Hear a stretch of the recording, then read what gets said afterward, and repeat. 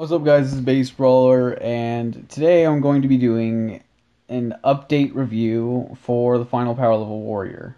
Now, from what I can tell, this is the final update unless we find any glitches or something, but aside from that, when it comes to main things like forms, upgrades, all that, this is going to be the final update for the final power level warrior. So, let's get started.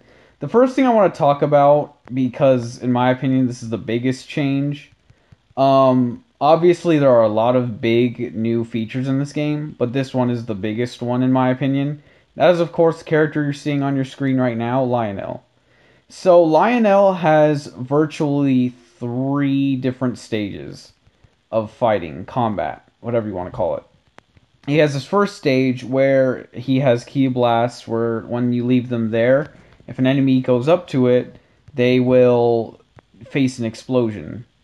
And it's very useful if you're trying to like hit hit hit enemies multiple times at once.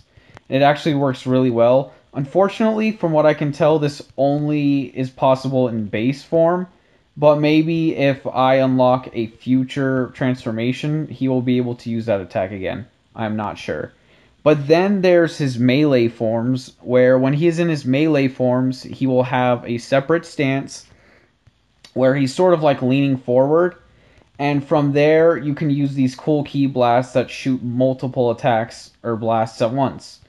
And that's not the only thing. He also has a different fighting style, which is what I really like about this character.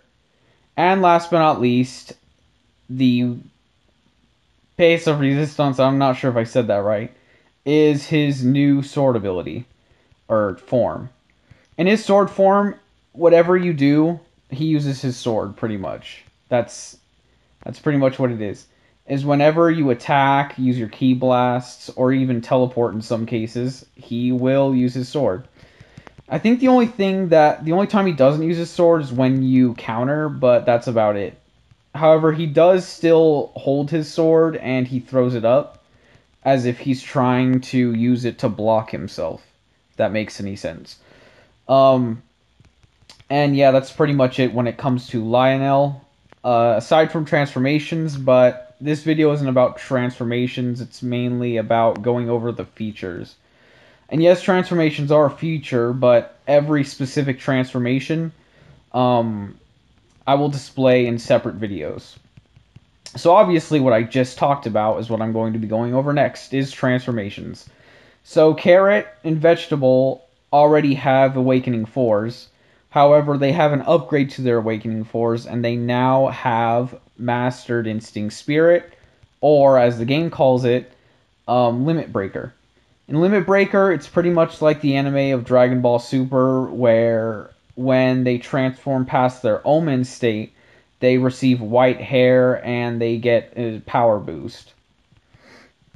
And it is pretty dang faithful to the anime. I know it's just pretty much a recolor white hair instead of black. However, it is still quite the nice touch that you can sort of boost your power even more just by changing your hair color. But that's Dragon Ball for you, and this game is based off of Dragon Ball, so yeah. Next up, we have Rice, Risette, and Risotto. They also have different forms as well, and they all have Awakening 4s. And from what I can tell, each character with Awakening 4s have 2 forms in their Awakening 4 state. So one of them making their power level around 1.7 billion if you're at level 1500 like me, and the other one boosting their power almost 3 times that, making it 5 billion. That is insane. And now I'm going to go over the smaller features that came with the update. There's obviously more sagas to unlock your characters with. As you can see at the bottom screen, you can now change your awakening in gameplay.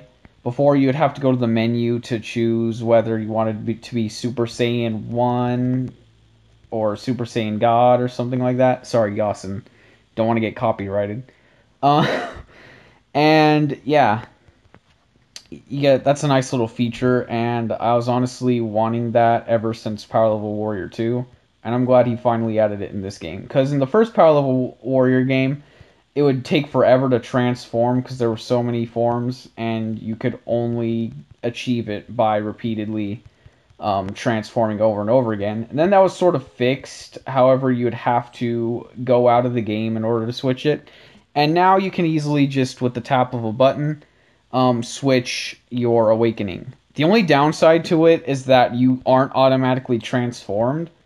And if you want to use it to like go against weaker enemies in one form and then a stronger enemy in the other, it's not going to work very well because you end up going back into your base form. So, yeah, there's that. And last but not least, I'm going to be going over the level caps. So, the level cap, the in general level cap, like your character's overall stats, is now 9,999, as well as key blasts, or sorry, not key blasts, as well as max power level and base power level. So now you can essentially grow your character to pretty much one-shot everything, which was kind of what it was like at the end of Power Level Warrior 2. The only difference is in Power Level Warrior 2, despite there being an energy bar, you could do that in like a week or so and finally max out your character. But in this game, despite having no energy bar, it's going to take you a while before you reach level 999. However, he did add a new saga that's similar to the Super Yasin saga I always used in my gameplays to farm XP.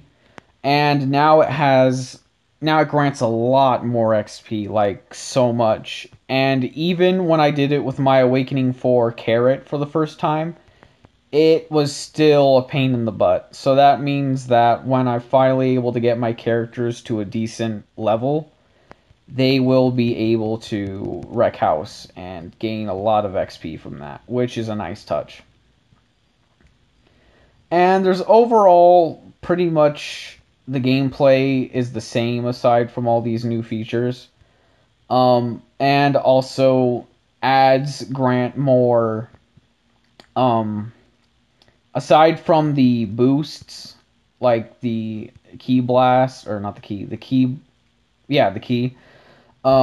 the base power level and all of that. Now the crystals ad reward changed to 2,000 instead of 250, or maybe that's just because I collected enough crystals. I'm not sure. And the ability points power level, or ability points reward has now increased to 25. So there's that. And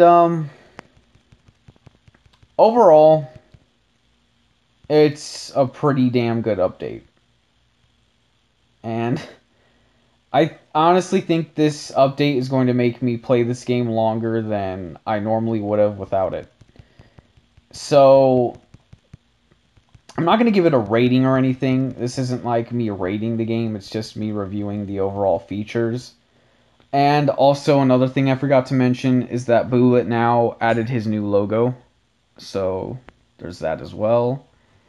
And that's pretty much it. So, well, thank you guys for watching this video. I hope you guys enjoyed it. If you guys want to see certain gameplays, I mean, I'm obviously going to upload all the gameplays of each form, character, etc. eventually. But, just like vote down in the comments which ones you want to see first. And yeah, so thank you guys for watching. I hope you guys enjoyed it, and I'll see you guys in the next video whenever that may be. Goodbye.